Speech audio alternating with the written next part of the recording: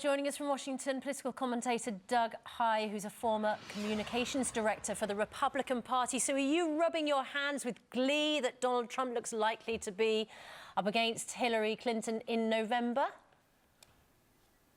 Now, I'd be about as gleeful as that as Piers would be with a Tottenham win. Unfortunately, that's my own bias. But look, obviously, Donald Trump has done very well tonight. He's gotten a lot of wins, which he needs to do. He's demonstrated further momentum on this race. But, you know, it's still not over. One thing that the Cruz campaign and the Rubio campaign are telling reporters on background is that they're going to take this all the way to Cleveland, that this is going to go all the way to the convention, which means we'll be talking about this next week and the week after and the week after. Right, but there's no doubt it's a thumping win for Trump. Nobody a few months ago could have predicted that he would win so many states on Super Tuesday.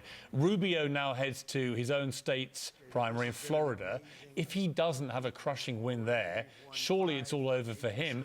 And then the establishment finds itself in the bizarre position of perhaps having to support Ted Cruz, who would have been the absolute antithesis of everything they stand for, just to stop Trump.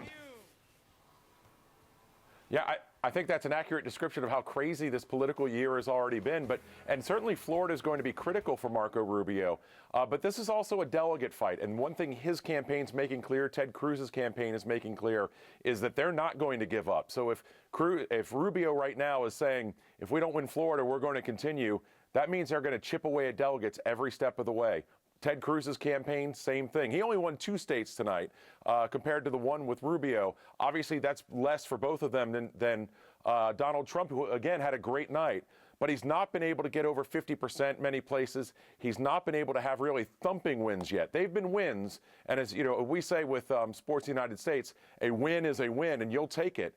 But he still has more than half of the Republican electorate voting against him. Yeah. That's still a problem. But Doug, I just wonder whether you feel a bit like King Canute holding back the tide and explaining why you can't hold it back. I mean, people like you in the Republican Party who are kind of holding your head in your hands, wondering what's going on with Donald Trump. Why can't you stop him? Because you can't.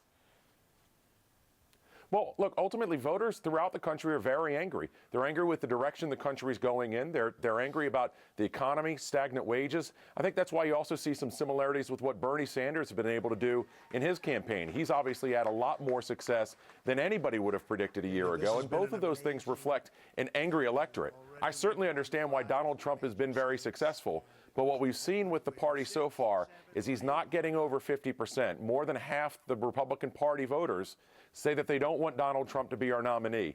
He's the front runner, no doubt about that. But this contest is not over yet. Right. I mean, I would say that it's almost a done deal now that Trump is the nominee. Let's assume for a moment that he is the Republican nominee, and you have what many would think would be the ultimate presidential matchup between Hillary Clinton and Donald Trump.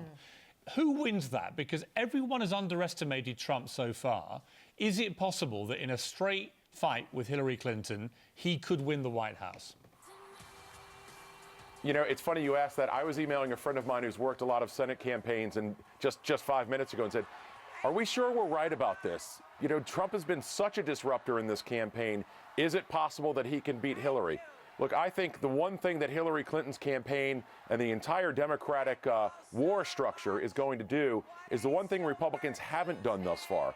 They're going to very seriously and very studiously go after Trump on his record, on everything he said in the past, whether that's controversies of policy or personal controversies or his business record. The kinds of things that Marco Rubio just started talking about, Democrats will deluge the American public with. The question is ultimately, will that matter? And that's the one thing I'll tell you.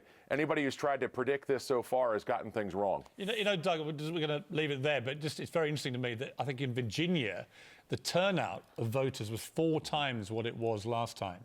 And so whatever you think of Trump, I think what he has done is he's electrified interest in politics in America, which has been very good, actually, for the political process. Yeah. OK, Doug Heye, lovely to see you. Thank you very much indeed, former communications director for the Republican Party. As one political commentator says, there is one battle he keeps winning over and over again, and that's the battle for attention. You know, but also, but also for votes. And I think it's a riveting election in America. And why does it matter to us over here?